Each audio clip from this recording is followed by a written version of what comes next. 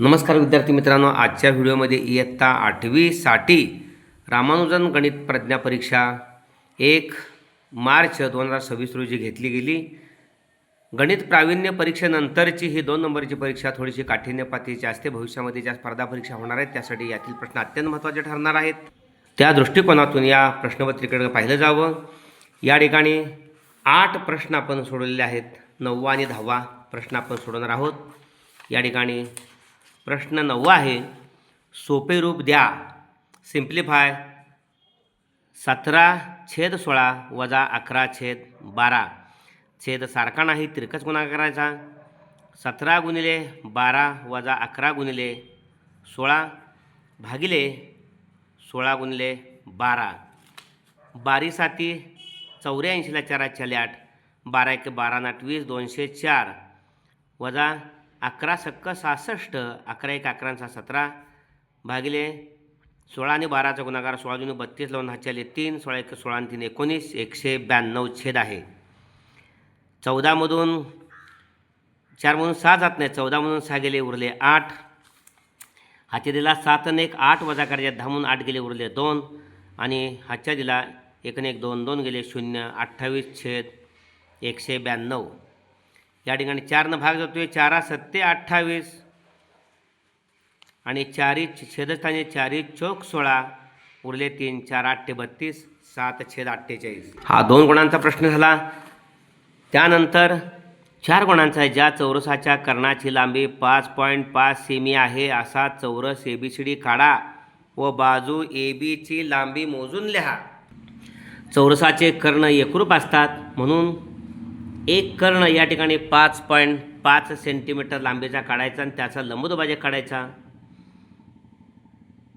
5.5 centimetre लांबीचा हा कर्ण आपण BD घेतलेला आहे. त्याचा लंबदुभाजक काढायचा आहे. लंबदुभाजक काढताना त्याच्या निमपटीपेक्षा जास्त अंतर घ्यायचं वर्तुळ कंपासमध्ये आणि वरती चाप मारायचा, खाली चाप मारायचा. अशा पद्धतीनं B केंद्र घ्यायचा आणि आत्ताच काढलेल्या कंसांना छेदणारे चाप मारायचे. पहा या ठिकाणी हा जो छेदनबिंदू आहे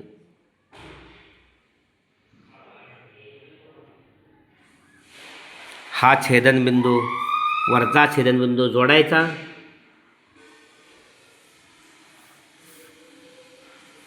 आणि आयत चौरसाचे कर्ण एकरूप असतात. बरोबर हा निम्मा भाग झाला. ओके, 5.5च्या निम्मा भाग आहे हा, कारण दुभागला आहे. वरती घ्यायचा या बिंदूपासून, या छेदनबिंदूपासून BDला हा लंबदुभाजक जिथं छेदतोय त्याच्या वरती ह्याच्यावरती खून करायचे, त्याच अंतरानं खाली खून करायचे आणि हा बिंदू आपला A आहे, हा B, इथं C आणि हा D आहे. B आणि C जोडायचे.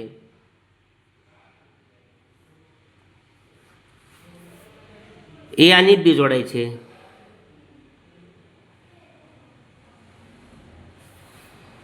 A आणि D जोडायचे आणि C आणि D जोडायचे. अशा पद्धतीनं हा चौरस झालेला आहे. चौरसाच्या चारी बाजू समान असतात. ओके, आणि मग या चौरसाची मोजायची आहे लांबी. पाहूया चौरसाची लांबी किती भरते पाहूया. ह्या मोजपट्टीवरती आपण वर्तुळ कंपासमध्ये चौरसाच्या बाजू एवढं अंतर घेतलेलं आहे. आत्ता आपण पाहिलं तर बरोबर 3.8 आहे. 4 सेंटीमीटरला कमी आहे 2 मिली. 3.8 सेंटीमीटर. त्यामुळं नमूद करायच्या ठिकाणी चौरसाचे कर्ण एकरूप असतात.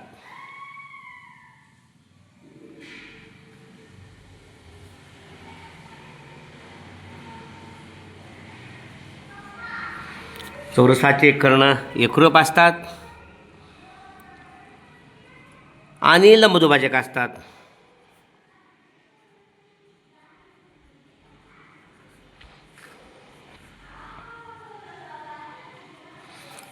आणि म्हणून या ठिकाणी कर्ण AC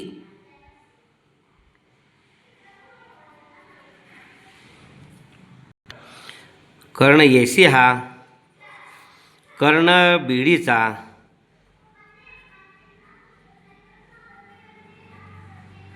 लंबदुभाजक आहे. ओके. आणि म्हणून चौरसाची बाजू जी आहे AB,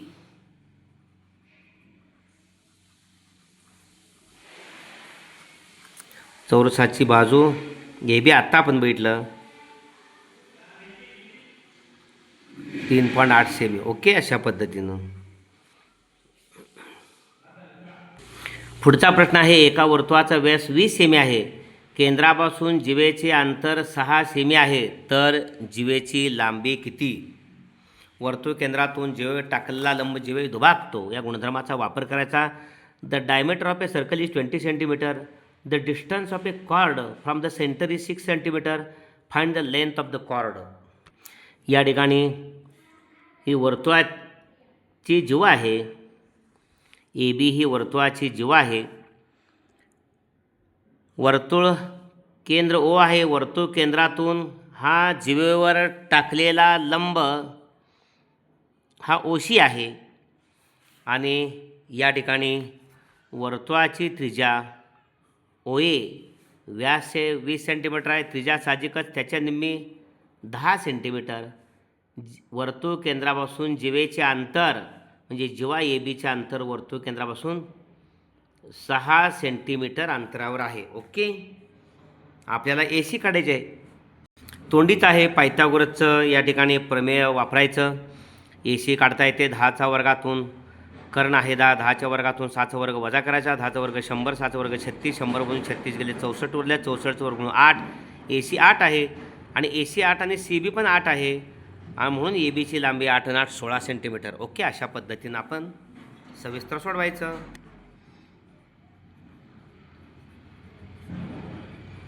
वर्तुळाचा व्यास 20 सेमी. वर्तुळाची त्रिज्या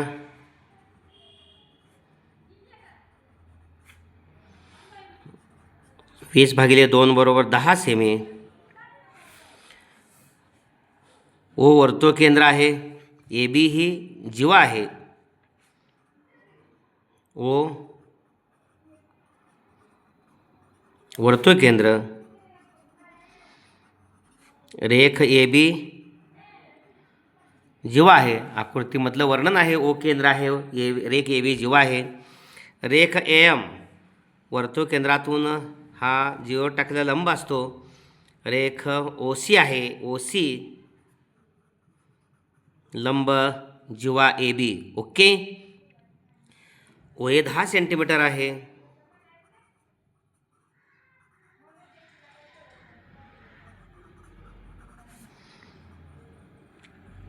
या ठिकाणी OC 6 सेंटीमीटर आहे. ओके. काटकोन त्रिकोण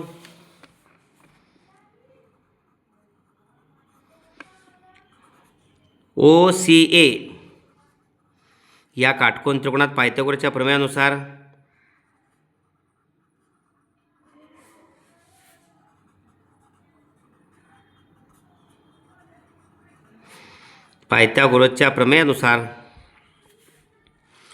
AM वर्ग आपल्या OAC वर्ग पाहिजे. AC वर्ग बरोबर कर्णाच्या वर्गातनं वजा करायचं. OA वर्गमधून OC वर्ग वजा करायची. 10चा वर्ग वजा 6चा वर्ग 100 वजा 36. AC वर्ग बरोबर 100 मधनं 36 गेले 64. AC बरोबर 8. ओके. त्यामुळं जिवा AB ही दुप्पट आहे ACच्या 2 गुणिले 8. AC 8 आहे आता काढले आपण. ओके. AC 8. जिवा ABची लांबी 2 AC आहे. दुप्पट ACच्या 2 गुणिले 8 बरोबर 16 सेमी. ओके. अशा पद्धतीनं 10वा प्रश्न शेवटचा आपण सोडणार आहोत. तो 5 गुणांचा आहे. आत्ताच आपण या ठिकाणी वर्तुळाचे जीवेची लांबी काढलं तो 4 गुणांचा, त्याच्यावरचा हे 4 गुणांचा चौरस काढलेला आहे तो, आणि त्याच्यावरचा 2 गुणांचा सोपे रूप द्या, 10 गुणांचा. शेवटचा प्रश्न आहे 20 सेमी स्क्वेअर 20 पाय सेमी स्क्वेअर क्षेत्रफळ असणारे वर्तुळ काढा. ड्रॉ सर्कल ऑफ एरिया 20 पाय cm स्क्वेअर. वर्तुळाचे क्षेत्रफळ सर्वांना सूत्र माहीत आहे. वर्तुळाचे क्षेत्रफळ पाय आर वर्ग. ओके, वर्तुळाचे क्षेत्रफळ 20 पाय दिलेलं आहे. पाय आर वर्ग म्हणजेच 20 पाय, पाय पाय गेले, आर वर्ग बरोबर 20. आर दोन्ही बाजू वर्गमूळ घेतलं, आर वर्गाचं आर आणि 20चं वर्गमुळात 20. ओके, काटकोन त्रिकोणात काटकोन करणाऱ्या दोन बाजू 4 आणि 2 असतील. 4 आणि 2 तर कर्ण असणार आहे वर्गमुळात 20. पाहूया आपण. 4चा वर्ग 16, 2चा वर्ग 4, 16 आणि 4 20, 20चं वर्गमूळ वर्गमुळात 20. काटकोन त्रिकोणामध्ये आपल्याला त्रिकोण ABC मध्ये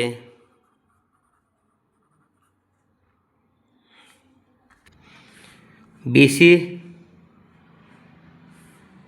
4 सेंटीमीटर आणि बरोबर या ठिकाणी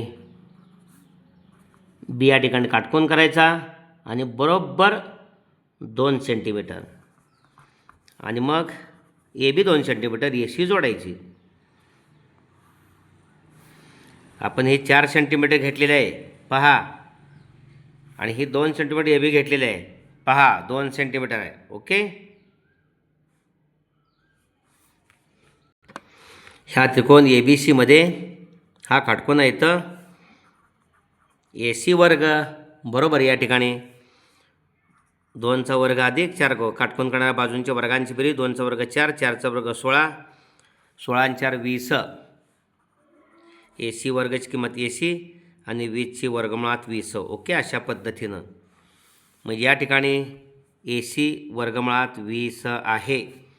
मग वर्तुळ कंपासमध्ये AC अंतर घेतलं म्हणजे किती घेतलं बाळांनो? बरोबर वर्गमुळात 20 घेतलं. AC म्हणजे वर्गमुळात 20 आणि वर्गमुळात 20 अंतर घ्यायचं आणि या ठिकाणी आपल्याला वर्तुळ काढायचं आहे. पहा, हे वर्गमुळात 20 सेमी AC आहे. वर्तुळ कंपासमध्ये AC एवढा अंतर घेतलेलं आहे आणि मग AC या ठिकाणी त्रिज्या घेऊन या ठिकाणी वर्तुळ काढायचं आहे.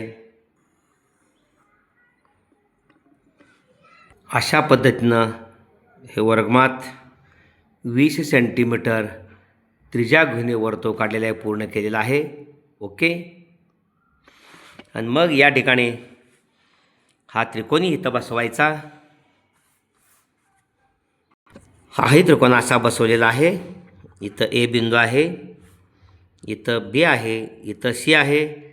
AC वर्गमुळात 20 सेमी आहे. BC 4 सेंटीमीटर आहे. AB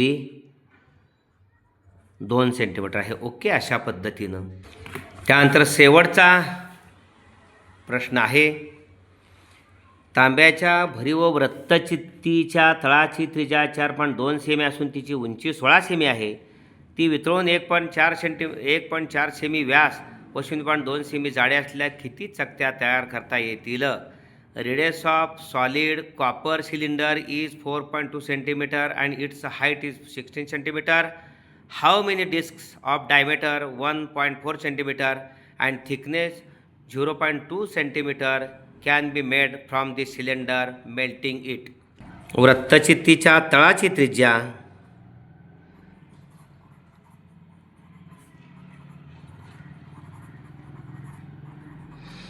वृत्तचित्तीच्या तळाची त्रिज्या R आहे, 4.2 सेमी आहे. ओके, दिलेली आहे. वृत्तचित्तीचे घनफळ आणि उंची याची बरोबर 16 सेमी.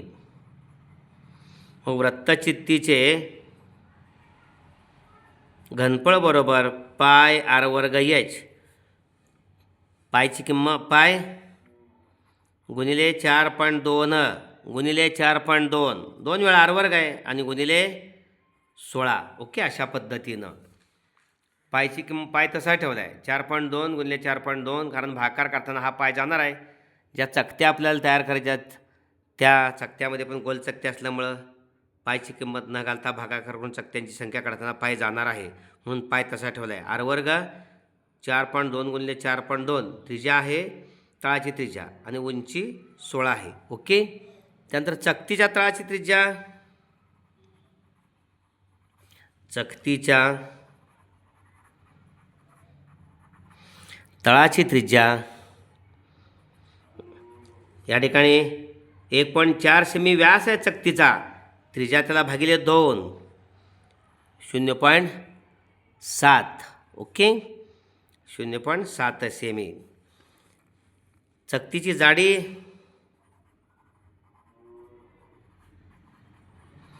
चकतीची जाडी म्हणजेच या ठिकाणी एच आणि हे आर, दुसऱ्या लिपीतला आर बरोबर 0.7 सेंटीमीटर त्रिज्या आहे चकतीसाठी. व्यास आहे 1.4 सेंटीमीटर म्हणून भागिले 2 केलं. चकतीची जाडी एच बरोबर या ठिकाणी किंवा उंची म्हणायचं, चकतीची उंची, जाडी म्हणजेच उंची, ती दिलेली आहे 0.2 सेमीतल्या. ओके, 0.2 सेमी दुसऱ्या लिपीतली आहे. तर मग चकतीचे घनफळ,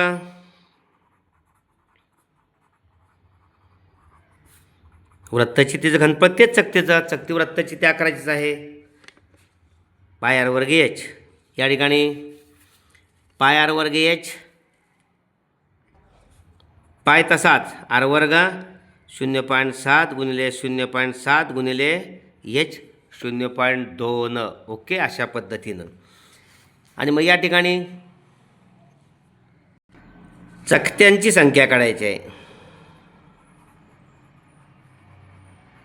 चकत्यांची संख्या काढताना वृत्तचित्तीचे घनफळ भागिले एका चकतीचे घनफळ,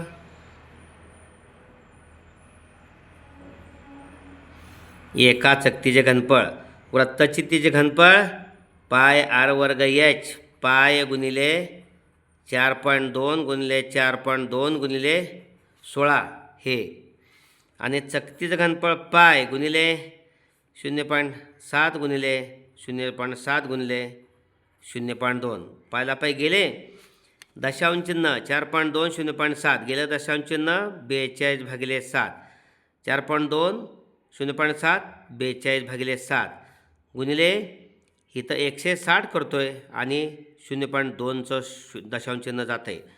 इथं 7 न 6ला 7 चौकोन 42, 7 न 42ला 7 चौकोन 42 आणि 2 न 160ला 80. ओके, 8 संग 48, 48 8 संग 48 गुणिले 6, 6 8 48, 48ला 8 हाच्याले 4, 6 चौक 24 28 288 आणि 1 0 म्हणजे 2880 चकत्या तयार होतील. ओके, 2880 चकत्या तयार होतील. ओके, अशा पद्धतीने हा व्हिडिओ आपण जरूर लाईक करा आणि सर्व आपल्या 8वीतल्या विद्यार्थ्यांच्यासाठी शेअर करा. भोसले सर जाकले अद्यापही चॅनल सबस्क्राईब केलं नसेल तर सबस्क्राईब करा, व्हिडिओ लाईक करा, शेअर करा, कमेंट्स बॉक्समध्ये कमेंट्स देऊन प्रोत्साहन द्या. प्रश्नपत्रिका या ठिकाणी पूर्ण झालेली आहे, अत्यंत सोप्या भाषेमध्ये सांगण्याचा प्रयत्न केलेला आहे, त्याचं अवलोकन करावं. धन्यवाद.